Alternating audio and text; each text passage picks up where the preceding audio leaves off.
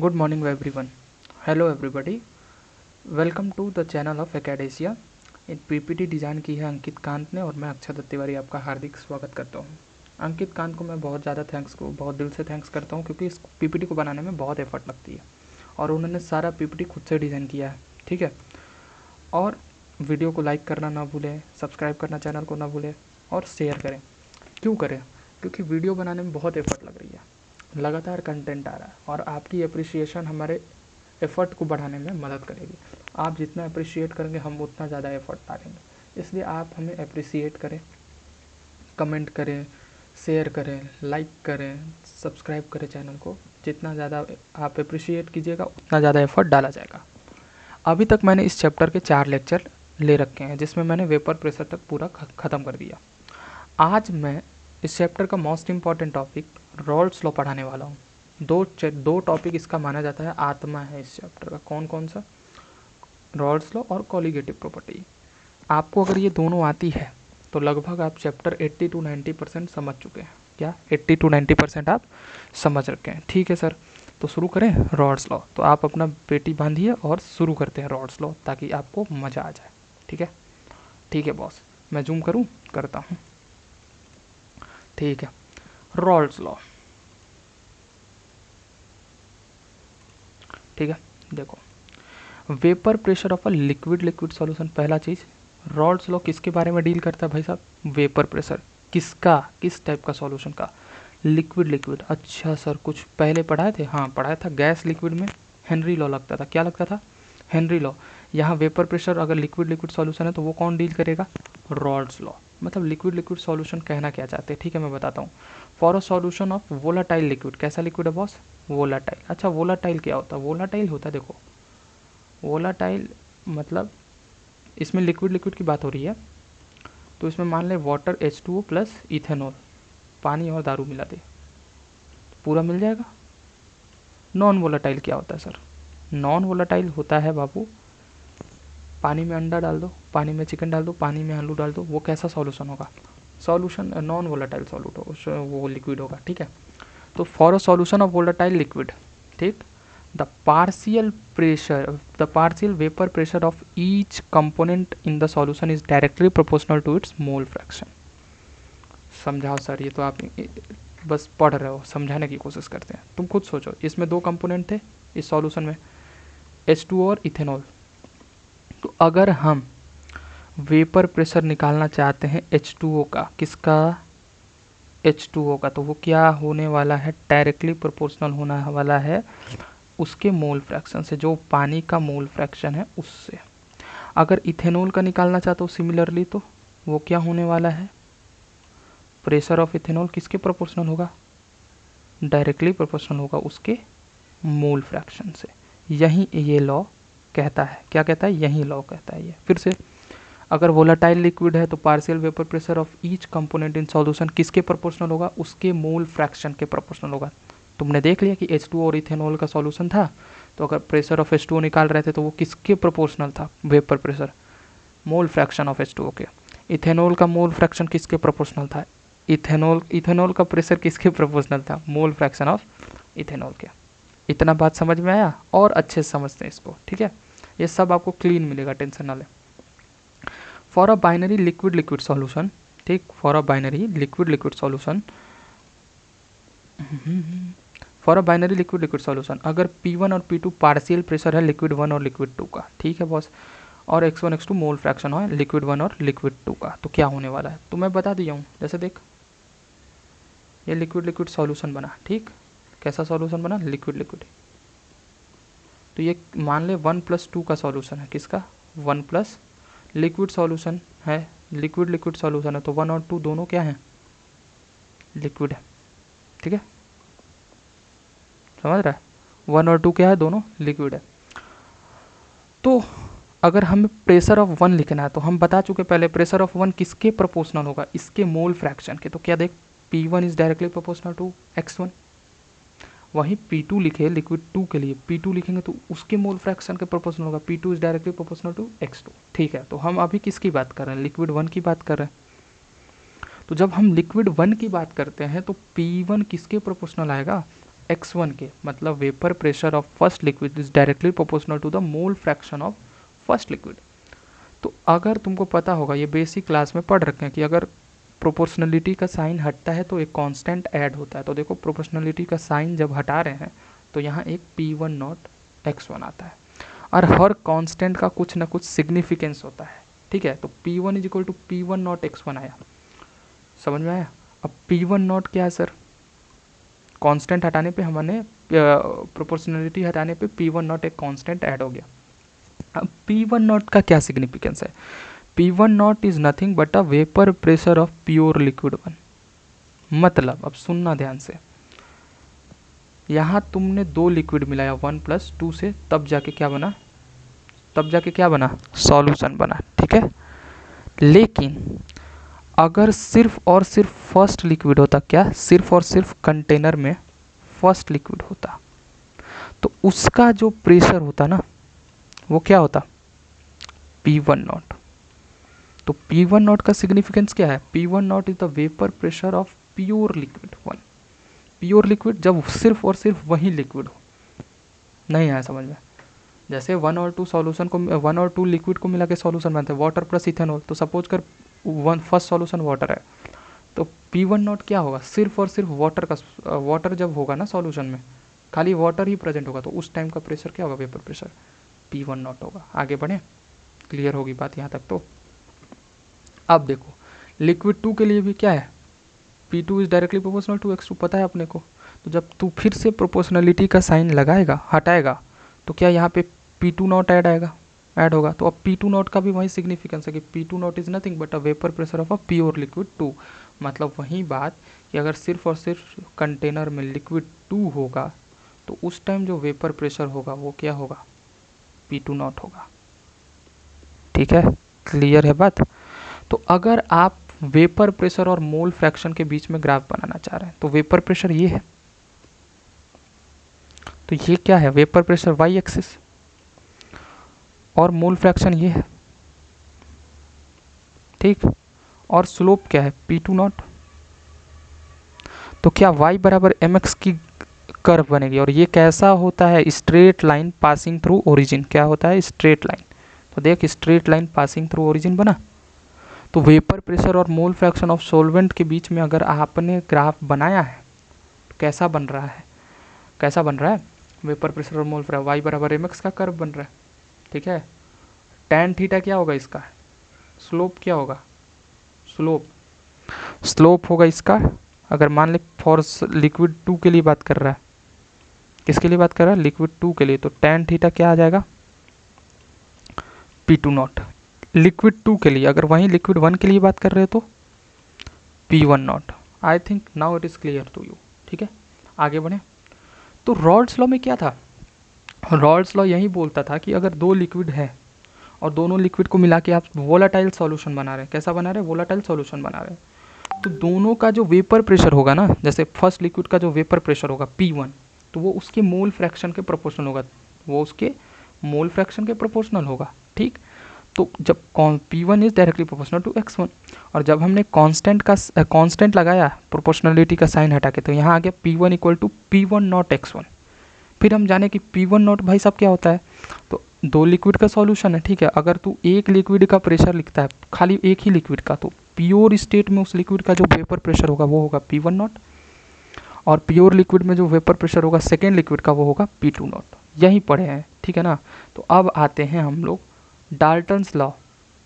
ये हाउ नहीं है, लॉ है, थोड़ा सा गलती हो जाता है जल्दीबाजी में, टाइपिंग एरर है। लॉ किसमें आते हैं, डाल्टन्स लॉ। अब डाल्टन्स लॉ से रिलेशन है रॉल्स लॉ का, क्या रिलेशन है वो देखते हैं, ठीक है। थोड़ा सा एनोटेशन में दिक्कत है। अब सुनो क्या है बात। अब देखो दो सॉल्यूशन में दो कंपोनेंट थे ना, दो लिक्विड थी, तो जो total pressure over solution phase in the container जो होगा ना, कंटेनर के अंदर जो टोटल प्रेशर होगा will be the sum of the partial pressure of the component of the solution. देसी भाषा में समझाइए सर, रुक समझाता हूँ। देख ये कंटेनर, इसके अंदर दो लिक्विड थी, 1+2, 1 और 2 दो लिक्विड थी, ठीक, दो लिक्विड थी। अब जो दो लिक्विड है उसका हमने पार्शियल प्रेशर तो निकाल रखा है ना, 1 का कितना आ रहा था, P1 नॉट x1, भूलो मत इतना जल्दी, P1 नॉट x1, क्योंकि P1 प्रोपोर्शनल होता था x1 के, तो कांस्टेंट आता था, तो P1 नॉट आता था, और दूसरे का क्या आता था, P2 नॉट x2 आता था। तो जब टोटल प्रेशर सॉल्यूशन का लिखोगे ना, तो दोनों का वेपर पार्शियल प्रेशर का सम होगा। P टोटल क्या हो जाएगा, P1 प्लस P2, और P1 किसके बराबर आया था दोस्त, P1 नॉट x1, और P2 किसके बराबर आया था, P2 नॉट x2। ठीक, अब ये नियम तुम पढ़ रखे हो, ये मैं बताया था कि कैलकुलेशन बचाने वाला रूल है। मोड x1 प्लस x2 क्या होता है, 1 होता है, क्या होता है, 1 होता है। तो देखो इन्होंने क्या किया, x1 को कैसे लिख सकते हो, x1 को कैसे लिख सकते हो, इधर भेज दिए x2 को, तो 1 minus x two into P1 not plus P2 not into x2 not. अब बताओ क्या तुमको इसमें कुछ कॉमन दिख रहा है, मुझे तो दिख रहा है, क्या भाई साहब, P2 के साथ भी x2 नॉट है, P2 नॉट के साथ भी x2 है, और P1 नॉट के साथ भी x2 है। तो जब x2 कॉमन लोगे तो क्या बचेगा, P2 नॉट माइनस P1 बचेगा, P1 नॉट, और ये छुट्टा P1 बचेगा, तो देखो P1 नॉट बच गया, नहीं आया समझ में, P2 कॉमन लिए, x2 कॉमन लिए, तो क्या बचा, P2 नॉट माइनस P1, और P1 नॉट बन गया। तो अगर अब ग्राफ बनाना चाहते हो, दो सॉल्यूशन दोनों के, हमने पहले इंडिविजुअल ग्राफ बनाए थे, किसकी ग्राफ बनाए थे, इंडिविजुअल ग्राफ बनाई थी एक एक का। अब दोनों का कंबाइंड ग्राफ हमको शो करना है वेपर प्रेशर और मोल फ्रैक्शन के बीच। तो देख ये क्या mx का काम कर रहा है, P2 not minus P1 not क्या है, एक तरह का स्लोप है ना, और x2 x है, और ये क्या है, c है, c मतलब इंटरसेप्ट। तो दो तरह से, अब देखो तुम ये भी बोल सकते हो कि सर x1 को भी तो हम 1 माइनस x1 को लिखे सर जैसे, तो x2 को भी तो हम 1 माइनस x1 लिख सकते थे, हाँ लिख सकता था। तो जब तुम इसको 1 माइनस x1 लिखता, 1 माइनस x1 लिखता, तब क्या कॉमन आता, x1 आता, P1 नॉट माइनस P2, और बचता कि P1 not minus P2 not, ठीक है, और P2 नॉट बचता इंटरसेप्ट, देख इधर बच रहा P2, सिमिलरली P2 नॉट इधर इंटरसेप्ट है, इधर P1 नॉट है, नहीं आया समझ में। जब तुम x1 को कॉमन लेते तो क्या होता, x1 को जब तुम कॉमन लेते तो P2 नॉट x2 को क्या लिख सकते थे, P2 not into 1 minus x1, और x1 को जब कॉमन लोगे तो क्या लिखोगे, P1 नॉट माइनस का P2 not plus P2 not, तो प्लस का P2 नॉट क्या हो जाएगा, इस केस में वो तुम्हारा क्या हो जाएगा, इंटरसेप्ट है। तो दो ग्राफ बन रहे हैं देखो, ठीक है। तो ये तो समझ में आ गया होगा कि y बराबर mx प्लस सी का कर्व क्यों आया, क्योंकि तुमको दिख रहा है ये mx है ये c है। तो अब देखो हम पहले बात करते हैं इसकी, जिसकी प्रेशर क्या हो रही है, लिक्विड 2 की, किसकी बात कर रहे हैं, लिक्विड 2 की।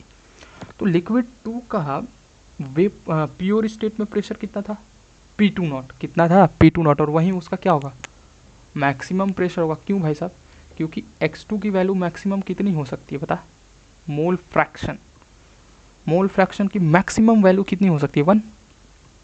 तो P2 नॉट इंटू x2 कितना हो जाएगा, P2 not into 1, P2 not हो जाएगा। तो दूसरे का मैक्सिमम प्रेशर कितना होगा, टोटल प्रेशर कितना होगा, P2 नॉट।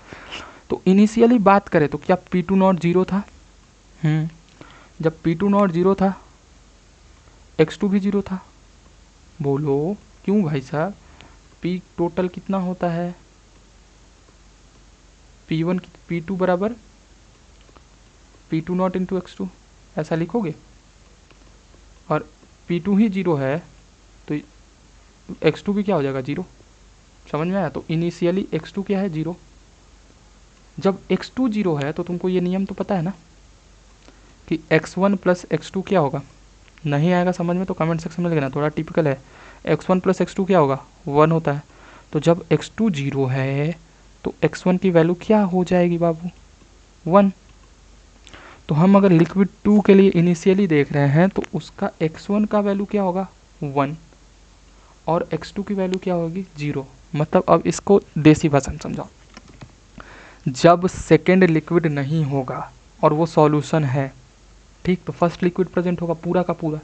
जब फर्स्ट लिक्विड प्रेजेंट होगा पूरा का पूरा तो उसका मोल फ्रैक्शन क्या होगा उस टाइम, 1 होगा। और जब सेकेंड लिक्विड प्रेजेंट होगा पूरा का पूरा तो उस टाइम उसका मोल फ्रैक्शन कितना होगा, 1, और उस टाइम फर्स्ट वाले लिक्विड का मोल फ्रैक्शन कितना होगा, 0। तो पहले तो इस ग्राफ को समझते हैं। तो ये क्या है, P2 नॉट इंटू x2 जा रहा है ना, P2 नॉट इंटू x2 गया ग्राफ, ठीक है। टोटल प्रेशर P2 नॉट है। अब सेकेंड वाले में क्या आ रहा है, तुमको दिख रहा होगा कि इसका जो स्लोप है ना वो निगेटिव आ रहा है, tan थीटा निगेटिव आ रहा है, tan थीटा निगेटिव आ रहा है। क्यों सर? देख, इस केस में ये माइनस का P1 नॉट इंटू x2 है, नहीं आया समझ में? माइनस का P1 नॉट इंटू x2 है और इंटरसेप्ट कितना P1 नॉट, तो माइनस जब स्लोप है तो tan थीटा क्या होगा, निगेटिव, तो लेफ्ट साइड ग्राफ इसका झुका हुआ है। तो देख ऐसे ग्राफ आया, P1 not into x2, P1 not इसका इंटरसेप्ट है और माइनस का P1 नॉट इंटू x2 आ रहा है। तो यहाँ पर देखो, यहाँ पर x2 की वैल्यू 1 है और x1 की वैल्यू 0 है। क्यों भाई साहब? क्योंकि P1 नॉट इधर 0 है। जब P1 नॉट 0 होगा तो x1 क्या होगा, बोलो बोलो, P1 नॉट 0 है तो x1 क्या होगा, 0 होगा। और जब x1 0 होगा तो x1 प्लस x2 से x2 कितना, जब x1 ही 0 होगा, समझना बात को, x1 प्लस x2 कितना होता बाबू, 1 होता है, ठीक है। और जब x1 क्या है, 0, तो x2 का वैल्यू कितना होगा, 1। तो यहाँ x1 0 है, x2 1 है। मतलब देसी भाषा में क्या है कि जब पूरा प्रेशर P2 नॉट था, पूरा प्रेशर P2 नॉट होगा तो वो सेकेंड लिक्विड का प्योर स्टेट में प्रेशर होता है, सेकेंड लिक्विड का प्योर स्टेट में। तो सेकेंड लिक्विड पूरा प्रेजेंट है तो सेकेंड लिक्विड का मोल फ्रैक्शन क्या हो जाएगा, 1 और फर्स्ट का 0। जब P1 नॉट प्रेशर होगा पूरा का पूरा तो फर्स्ट लिक्विड प्रेजेंट होगा, देख फर्स्ट लिक्विड प्रेजेंट है और x2 कितना होगा, 0, ठीक है। तो ये दोनों ग्राफ समझ में आया। और टोटल प्रेशर क्या हो जाएगा, P1 नॉट प्लस P2, जो इनको ज्वाइन करेंगे, जो ये लाइन आएगी ना, ये वाली, ये टोटल प्रेशर हो जाएगा P1 plus P2। I think समझ में आ गया। अब ये बताओ, ये तो था रॉल्स लॉ ही, ये डाल्टन लॉ नहीं कहता। डाल्टन लॉ क्या करता है ना, रिलेशन एक पैदा करता है। सुनो कैसे, इसमें जो तुम मोल फ्रैक्शन पढ़ रहे हो वो किस फेज के लिए पढ़ रहे हो, लिक्विड फेज के लिए। किसके लिए, लिक्विड फेज के लिए। अब जो पढ़ोगे वो पढ़ोगे वेपर फेज के लिए।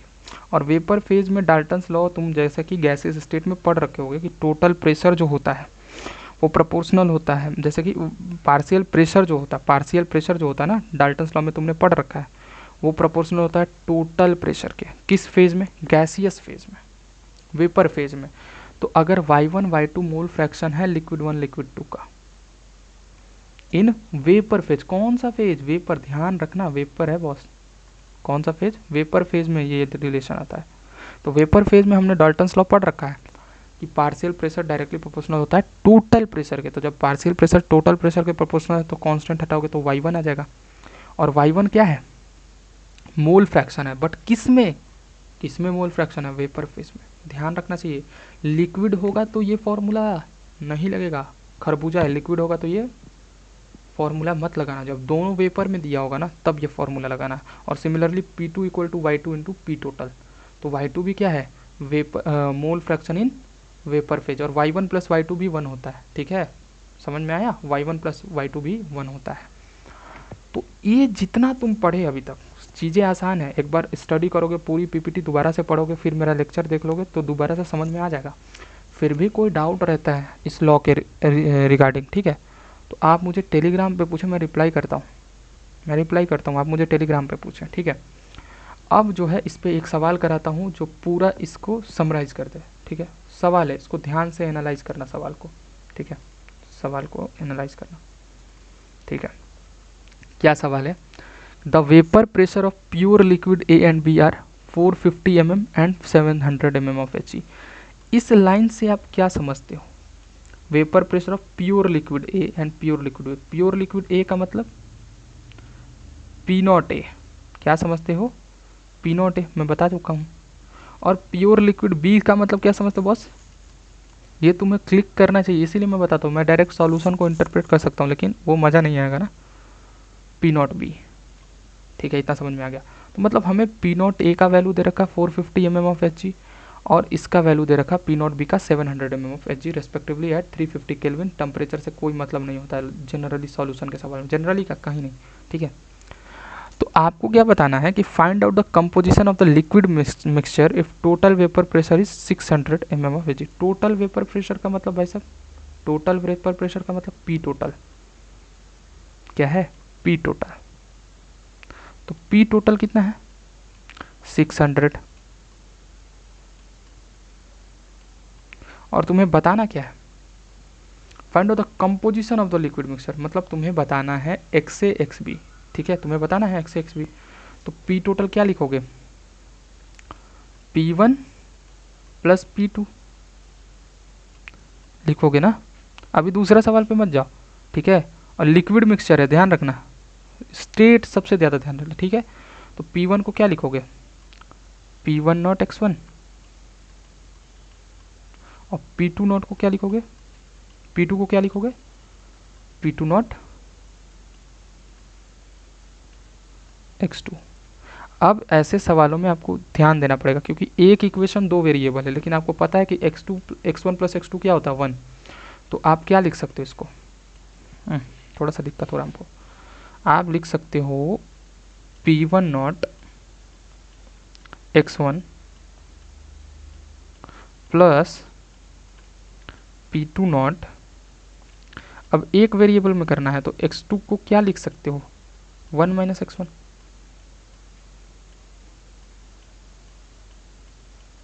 ठीक है।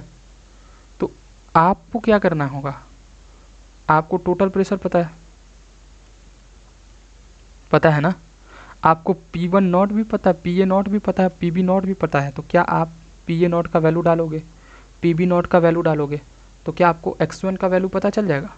और जब x1 का वैल्यू पता चल जाएगा तो ये x2 है, 1 माइनस x1 क्या है, x2 है, तो x2 का वैल्यू क्या हो जाएगा, जितना मोल फ्रैक्शन 1 का आया उसमें से एक में से घटा दोगे तो आंसर आ जाएगा, ठीक है। ये है थीम, ठीक। तो देखते हैं पहले इस सवाल को किसने कैसे किया, देख PA not 450 mm of Hg, PT भी हम बता देते 600 mm ऑफ Hg और 700 mm ऑफ Hg। तुम्हें क्या निकालना, पहले ये दो अभी पढ़े हैं, x से निकालना x भी निकालना, तो P टोटल कितना होगा, बस PB not plus PA not minus PB nought into x से डायरेक्ट फार्मूला लिख दिया है, मैंने बताया है कैसे लिख सकते हो, कुछ नहीं करना है।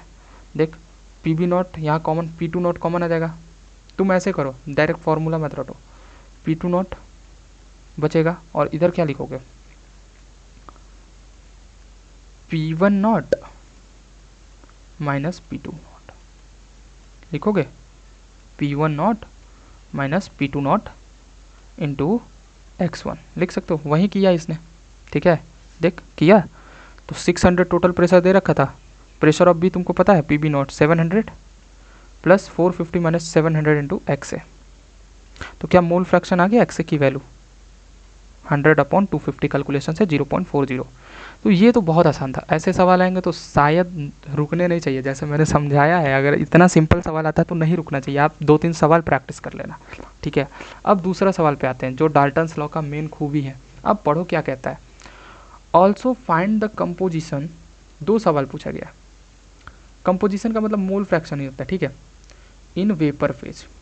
वेपर फेज में क्या आया था दोस्त, y1 y2 आया था, मोल फ्रैक्शन इन वेपर फेज ये होता है। और लिक्विड फेज में मोल फ्रैक्शन क्या होता है, एक्स ए एक्स बी, लिक्विड में क्या होता है एक्स ए एक्स बी। तो तुमने एक्स ए एक्स बी निकाल लिया, तुम्हें क्या चाहिए वाई ए वाई बी। अब वाई ए वाई बी क्या चाहिए होता है, तो तुमको पता है कि पार्शियल प्रेशर ऑफ ए का वैल्यू जो होगा वो क्या होगा, पी टोटल इंटू वाई ए होगा, और पार्शियल प्रेशर ऑफ बी जो होगा वो क्या होगा, P total into Y B होगा। क्या पार्शियल प्रेशर पता है आपको,